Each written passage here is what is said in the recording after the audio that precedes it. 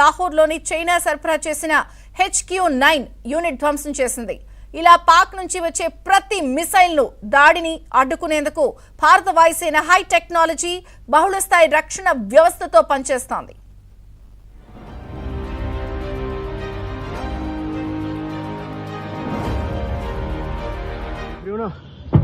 ये हमारे डिफेंस की है भाई। ये जो रेड आप देख रहे हो ना, ये हमारे डिफेंस की है भाई। ये जो रेड आप देख रहे हो ना, ये हमारे डिफेंस की है भाई। ये जो रेड आप देख रहे हो ना, ये हमारे डिफेंस की।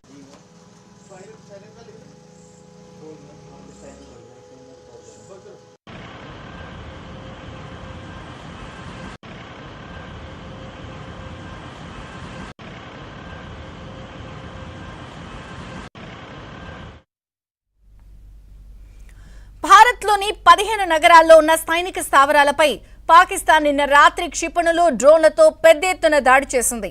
ఆ దాడుల్ని సమర్థంగా అడ్డుకున్నామని భారత రక్షణ శాఖ ప్రకటించింది. Integrated counter UAS and air defence systems ను ఉపయోగించి పాక్ క్షిపణుల్ని, డ్రోన్లను కూల్చివేసినట్లు తెలిపింది.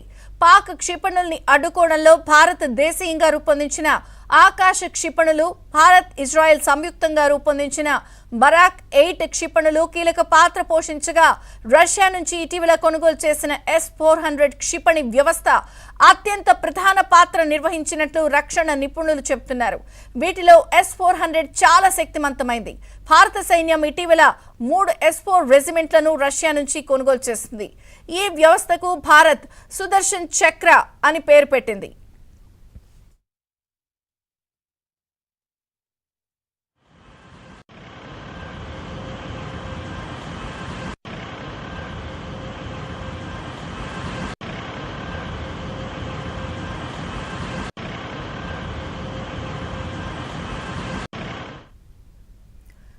రష్యన్ S-400 బాలిస్టిక్ క్షిపణుల్ని, క్రూజ్ క్షిపణుల్ని, శత్రు విమానాల్ని గుర్తించి ధ్వంసం చేయగలదు. ఏకంగా 400 కిలోమీటర్ల దూరంలో ఉన్న లక్ష్యాలను కూడా ఇది గుర్తించి దెబ్బతీయగలదు. ఈ క్షిపణి వ్యవస్థను వాహనాల్లో ఎక్కడికైనా సులభంగా తీసుకెళ్లొచ్చు. అందువల్ల వీటిని ఎక్కడికైనా సులభంగా మోహరించొచ్చు. ఈ వ్యవస్థలో 4 రకాల క్షిపణులుంటాయి.